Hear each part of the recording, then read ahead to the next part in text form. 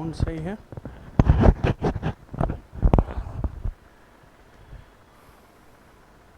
हाय दोस्तों, good morning. मैं एके English Kartar coaching centre मखनिया कुआं की तरफ से आपके लिए आज फिर इंग्लिश का एक सेट लेके आया हूं जो एसएससी, एमटीएस, सीएचएसएल और सीजीएल तीनों के लिए इक्वली इम्पोर्टेंट रहेगा।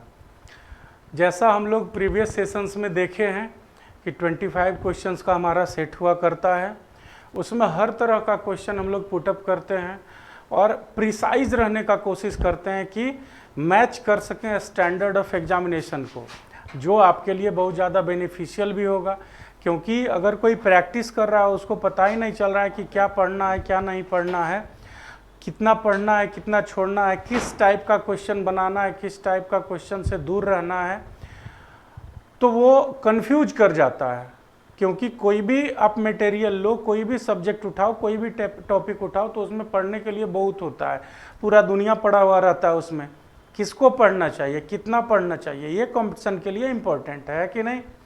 आइए इस सेट को सॉल्व करते हैं और सेट के पैटर्न पे आप ध्यान दिया कीजिए, किस तरह के क्वेश्चन सेट में लगाए जाते हैं, किस तरह से ऑप्शंस को छांटा जा रहा होता है, किस तरह से हम ऑप्शंस को एलिमिनेट कर रहे होते हैं और सेलेक्ट कर रहे होते हैं। इन सब चीज़ों पे भी आप ध्यान दीजिएगा, ठीक है। आइए स्टार्ट करते हैं set 1 SSC, MTS, CHSL, CGL के लिए। पहला क्वेश्चन है meaning of the given idioms and phrases का है। कह रहा है कि जो दिया हुआ मुहावरा है उसका मीनिंग बताइए आप। बी ऑन क्लाउड 9, क्या कह रहा है, बी ऑन क्लाउड 9। देखो हिंदी और इंग्लिश में दोनों में ये कहावत आता है दोस्त। हिंदी और इंग्लिश में कहने में थोड़ा फर्क है। हिंदी में क्या कहता है, सातवां आसमान, सातवां आसमान पे होना। सातवें आसमान पे होना का मतलब क्या होता है जानते हो?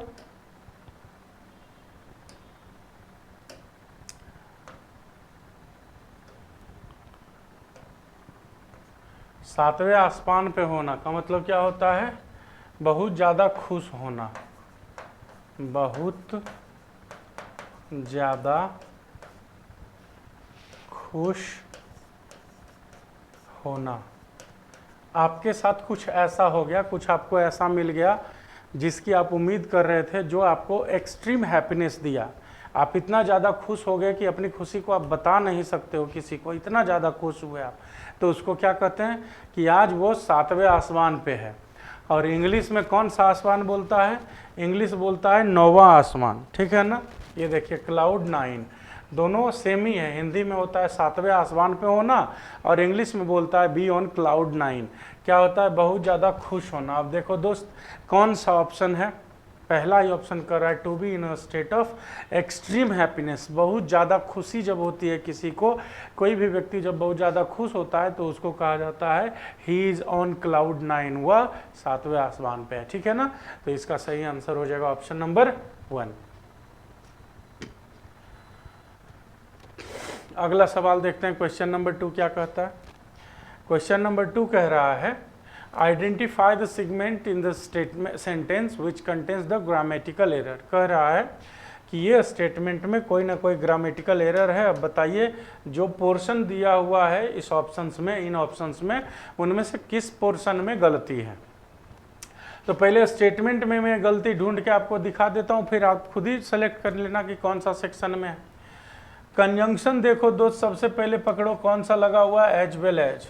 और हम जानते हैं कि अगर कंजंक्शंस यूज किए जाएं, as well as, with, along with, together with, in addition to, like, and, not, ये सारा कंजंक्शन क्या कहता है, ये सारा कंजंक्शन कहता है कि मेरे से पहले जो शब्द लिखा हुआ है वो सब्जेक्ट का काम करेगा, मेरे से बाद जो लिखा हुआ है वो सब्जेक्ट का काम नहीं करेगा। सब्जेक्ट में उसको हम काउंट नहीं करते हैं।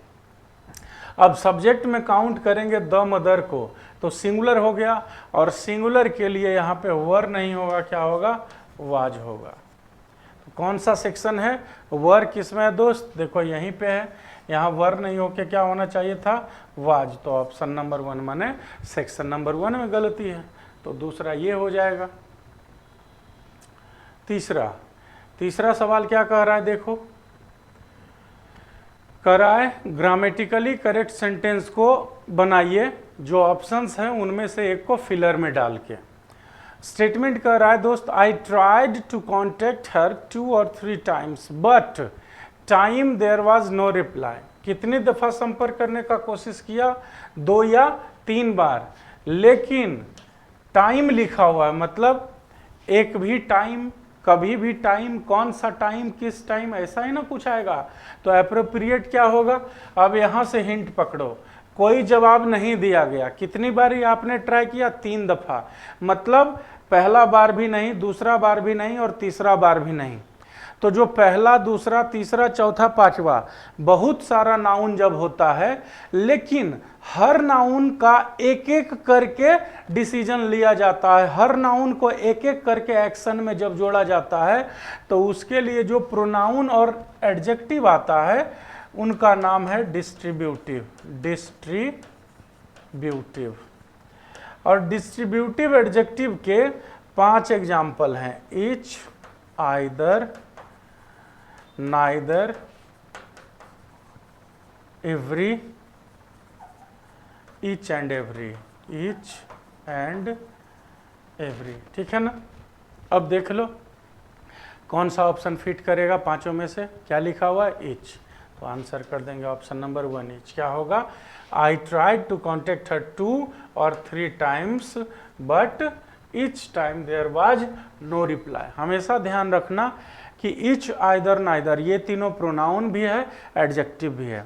जब ईच, आइदर, नाइदर प्रोनाउन का काम करेगा तो उसके बाद पहले ऑफ लिखते हैं, फिर नाउन लिखते हैं, उसमें नाउन होता है प्लूरल। जब ईच, आइदर, नाइदर एडजेक्टिव होता है तो तुरंत बाद नाउन लिखते हैं और उसमें नाउन होता है सिंगुलर। लेकिन दोनों ही केस में गुरु वर्ब होता है हमेशा सिंगुलर। ठीक है ना? तो क्या हो जाएगा यहाँ पे? Each time there was no reply. और यहाँ पे 2 और 3 टाइम्स को एक एक करके बताने के लिए जो डिस्ट्रीब्यूटिव एडजेक्टिव आएगा वो होगा ईच। चौथा सवाल क्या कह रहा है देखो। चौथा क्वेश्चन, चौथे क्वेश्चन से दोस्त शुरू हो गया क्लोज टेस्ट। तो स्टोरी को पढ़ते जाते हैं और सॉल्यूशन करते जाते हैं।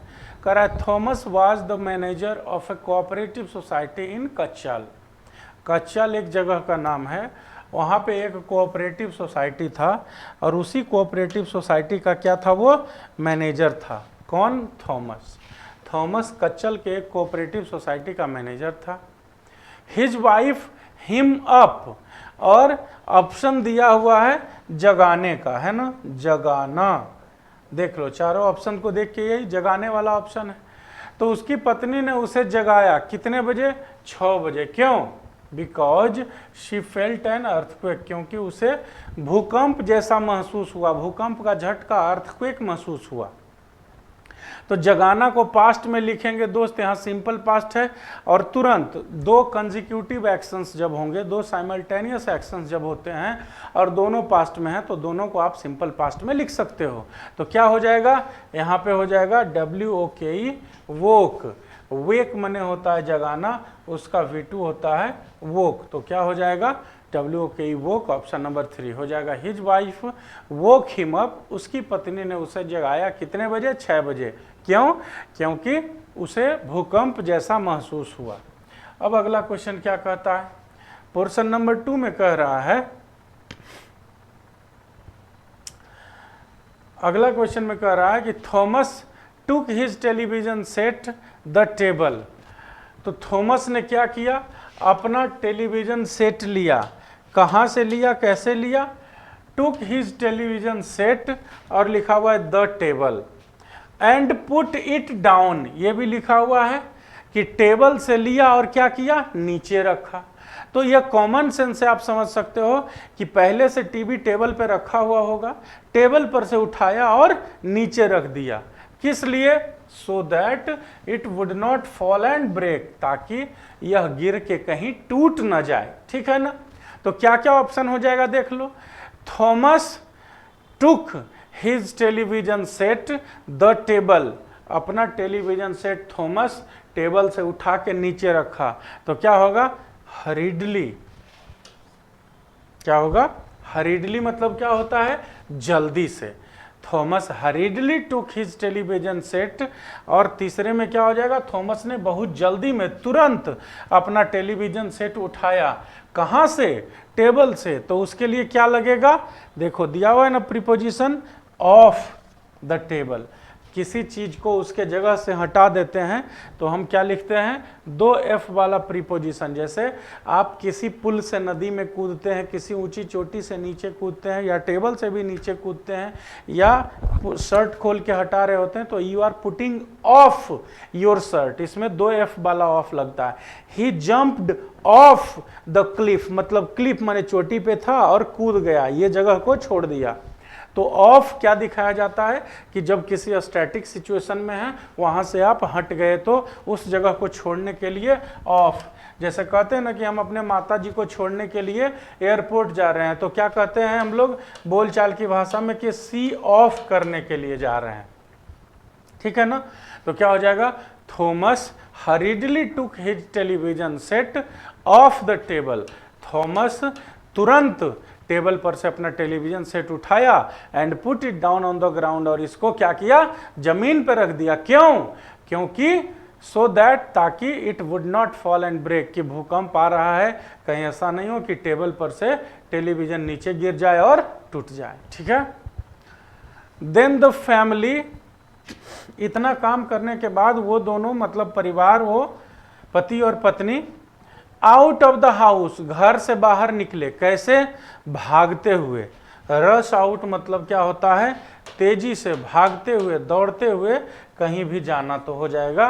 Then the family rushed out of the house, तब भागते हुए एकदम हड़बड़ी में दोनों पति पत्नी मतलब वो जो परिवार थे वो घर से बाहर निकले। When the tremors stopped, they saw the sea waves, जब भूकंप का झटका खत्म हो गया, धरती का हिलना खत्म हो गया, तब उन्होंने क्या देखा कि समुद्र की लहरें।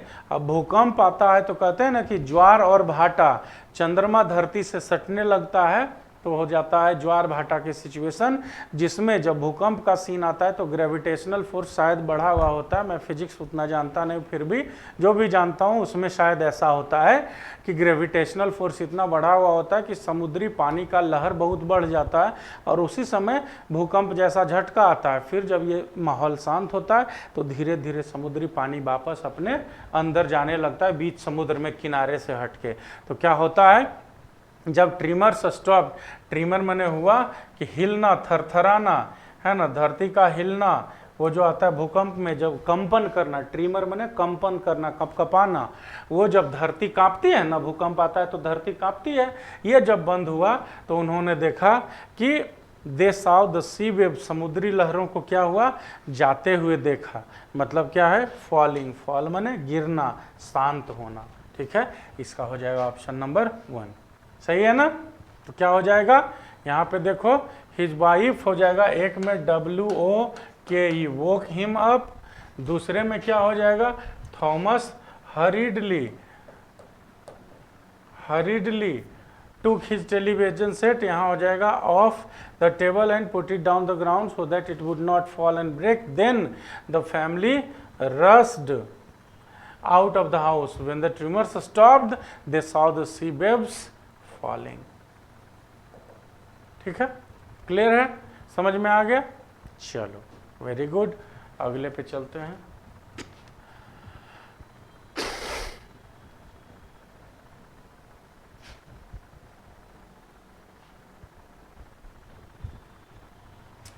कह रहा है select the most appropriate synonym of the given word. ये जो लिखा हुआ है इंटीग्रेशन, इंटीग्रेशन मतलब क्या होता है, जोड़ना, है ना, जोड़ना। इंटीग्रेट करना मतलब होता है जोड़ना, कनेक्ट करना, असेंबल करना, ठीक है ना। अब इसका सिनोनिम, तो सेपरेशन मतलब होता है अलगाव।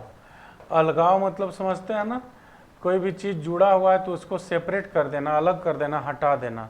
यूनिफिकेशन मतलब क्या होता है, एक करना, माने एकता का भावना करना या एक ग्रुप बना देना। और सेग्रीगेशन मतलब क्या होता है, सेग्रीगेशन मतलब होता है अलग करना, खंड खंड करना। और डिवीजन मतलब भी क्या होता है, टुकड़ों में बांट देना, टुकड़ों में बांट देना। तो क्या हो जाएगा, इंटीग्रेशन माने जोड़ना, और यूनिफिकेशन मतलब एक करना, कंबाइन करना, ग्रुप बनाना, जोड़ना। तो सिनोनिम क्या हो जाएगा, इंटीग्रेशन का सिनोनिम हो जाएगा unification. Option number 2। Question number 10 क्या कहता है, देखो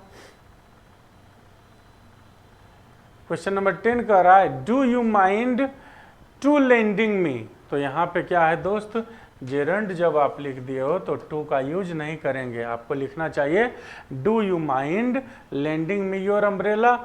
क्या आप थोड़े समय के लिए मुझे अपना छाता दे सकते हैं, इसमें कोई आपत्ति आपको नहीं है ना, ये कहना चाह रहा है। तो क्या हो जाएगा, do you mind lending me your umbrella. Option number 2।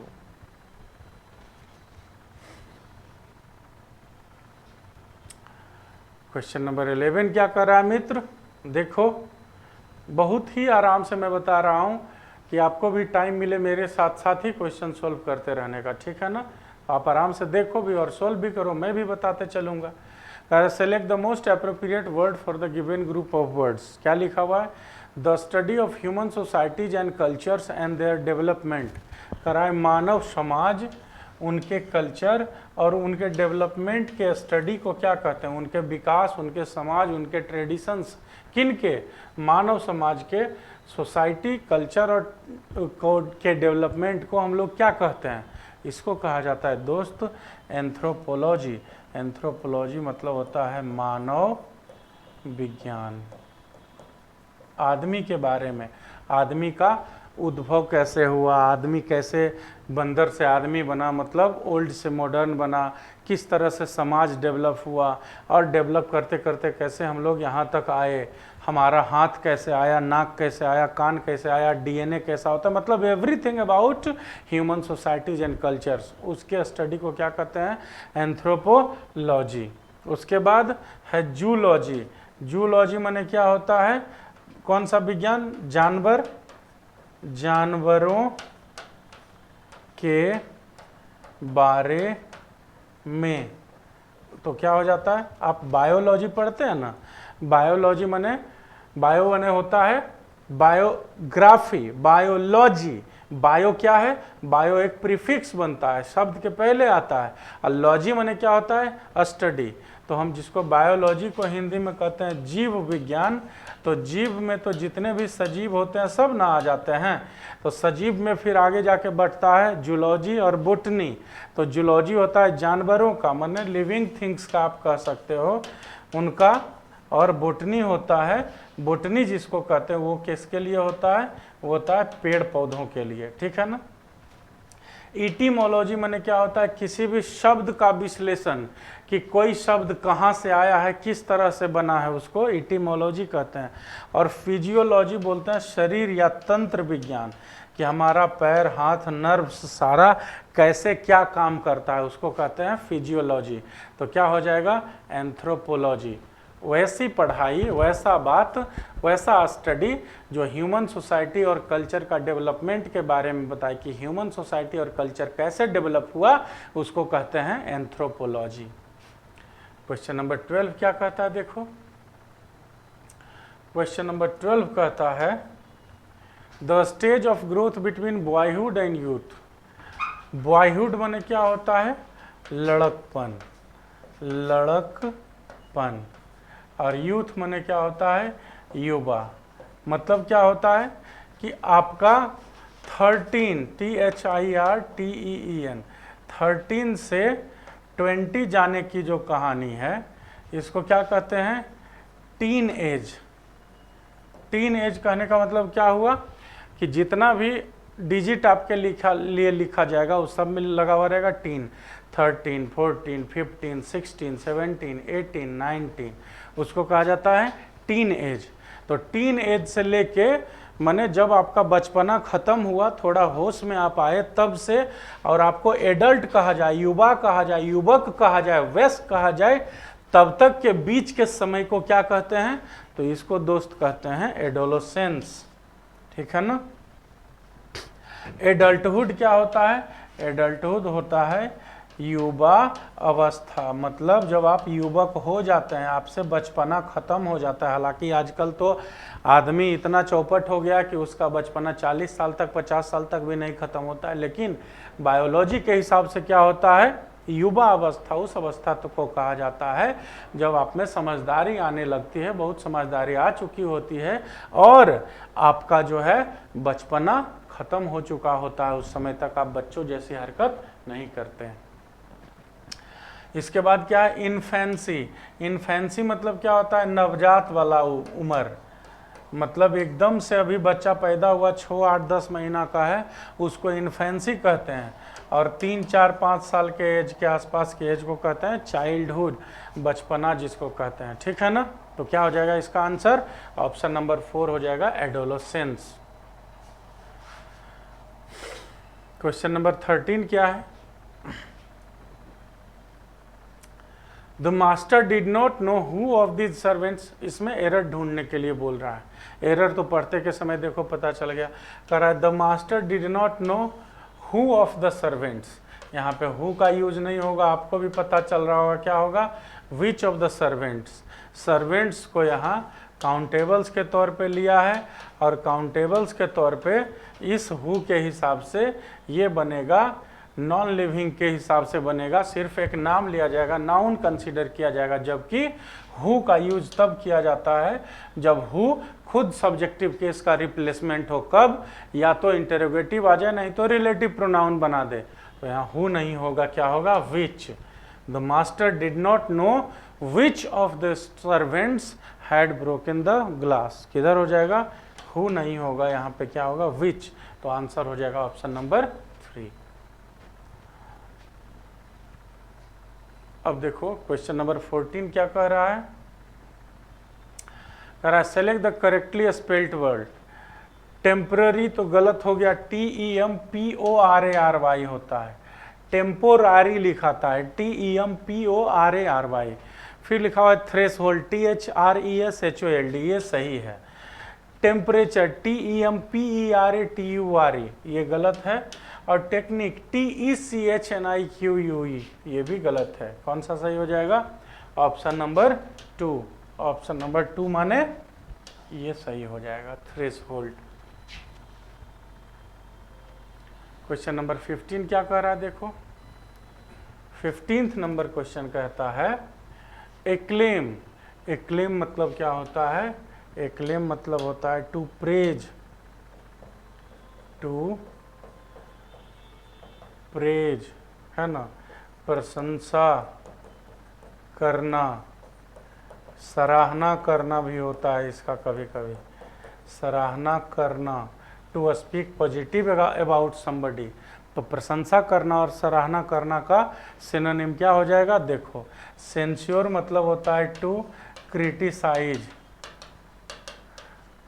Praise मने प्रशंसा करना, ब्लेम मने होता है क्या, दोष लगाना, दोष लगाना है ना, किसी के ऊपर दोष लगाना कि नहीं तुम गलत हो, तुम्ही ने ये गलत काम किया है। ठीक है। और क्रिटिसिज्म मैंने तो क्रिटिसाइज करना बताया ही, तो 3, 4 और 1 नहीं होगा। कौन होगा, ऑप्शन नंबर 2 होगा। कौन सा, प्रेज। एक्लेम का मतलब होता है प्रेज, प्रशंसा करना। क्वेश्चन नंबर 16 क्या कह रहा है, select the wrongly spelled word. कौन गलत लिखा हुआ है, देखो JOURNEY, जर्नी मतलब होता है यात्रा, ये सही लिखा हुआ है। कॉन्डेम, CONDEMN, कॉन्डेम मतलब क्या होता है, निंदा करना, निंदा करना, क्रिटिसाइज करना, निंदा करना। एंग्जाइटी, एंग्जाइटी मतलब क्या होता है, उतावलापन, उतावलापन मतलब एकदम से अंदर में अस्थिर मन नहीं रह रहा है, अकबक जैसा लग रहा है, जिसको बोलते हैं ना, उसको बोलते हैं एंग्जाइटी। और डायमंड कैसे लिखा जाता है दोस्त, DIAMOND, ऐसे डायमंड होता है। तो डायमंड का स्पेलिंग ही गलत लिखा हुआ है। ठीक है। अगला क्वेश्चन क्या है, देखो question number 17th number question कह रहा है दोस्त, the idea of satyagraha, the power of truth. सत्याग्रह का विचार से ट्रूथ के बारे में क्या हुआ, पता चल गया। एम्फेसाइज द ट्रूथ मतलब सच्चाई के प्रभाव पर, सच्चाई के बारे में क्या दिया, जोर दिया, एम्फेसाइज दिया। क्या, आइडिया ऑफ सत्याग्रह। जब गांधी जी ने सत्याग्रह किया तो क्या पता चला, अंग्रेज को लग रहा था कि ये लोग अकबका जाएगा, ये लोग बैक आउट कर जाएगा, ये लोग से ये संभव नहीं है, बिना मारपीट का तो ये लोग कुछ काम कर ही नहीं सकता है। लेकिन गांधी जी ने कहा कि सच्चाई के रास्ते पे चलने वाले किसी भी व्यक्ति को हिंसा का जरूरत नहीं पड़ता है, हम अपनी मांग अहिंसक रूप से रखेंगे। तो उसी का नाम उन्होंने क्या दिया, सत्याग्रह। सत्य जोर आग्रह लिखा हुआ है ना, कि हम आग्रह करेंगे, हम मांगेंगे सत्यता के साथ, हम किसी तरह का गलत बयानी या गलत तरह का काम नहीं करेंगे। ठीक है ना। तो क्या हो जाएगा, the idea of satyagraha emphasize the power of truth. सत्याग्रह के विचार से ही सच्चाई की शक्ति का पता चला। क्वेश्चन नंबर 18 क्या हो जाएगा, he does not tell lies. इसका क्या बनाना है दोस्त, इसका बनाया हुआ है यहां पे, देखो ही नॉट लिख दिया ना, अगर लिखा रहे आई गो तो इसका क्वेश्चन टैग कैसे बनता है, पहले भी बताए हैं। क्वेश्चन टैग कैसे बनता है दोस्त, कि अगर निगेटिव सेंटेंस रहा तो क्वेश्चन टैग पॉजिटिव होगा, अगर सेंटेंस पॉजिटिव रहा तो क्वेश्चन टैग निगेटिव होगा। ये पहली बात। दूसरी बात, जो भी हेल्पिंग वर्ब है वो हेल्पिंग वर्ब को पहले ले आओ और सब्जेक्ट को बाद में रख दो, दैट्स इट। इसके बाद कुछ नहीं करना है। तो पहले से ही देखो गुरु यहाँ पे नॉट लिख दिया है, अब यहाँ भी नॉट लगा दिया तो गलत है ना, डजंट ही नहीं होगा, क्या होगा, does he. Option number 1। Question number 19 क्या होगा, देखो क्वेश्चन नंबर 19 कहता है कर्टेल। कर्टेल का एंटोनिम, कर्टेल मतलब होता है काटना, कर्टेल मतलब होता है छोटा करना, है ना।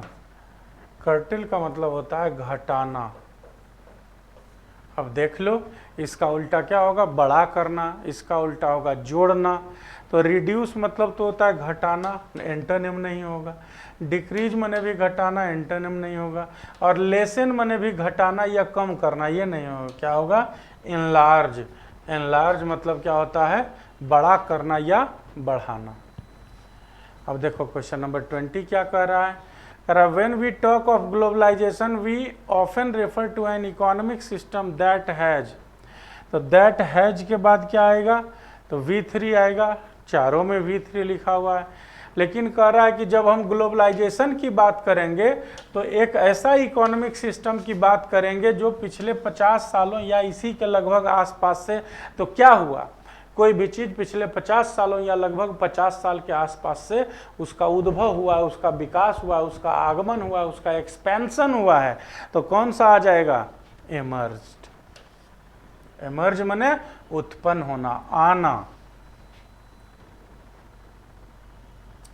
क्वेश्चन नंबर 21 क्या कह रहा है, 21 कहता है have you ever being by New York, कहीं भी होना, कि कभी न्यूयॉर्क में रहे हो, कभी न्यूयॉर्क गए हो, कभी पटना में रहे हो, कभी पटना गए हो, इसके लिए क्या लिखा जाता है, बीन टू।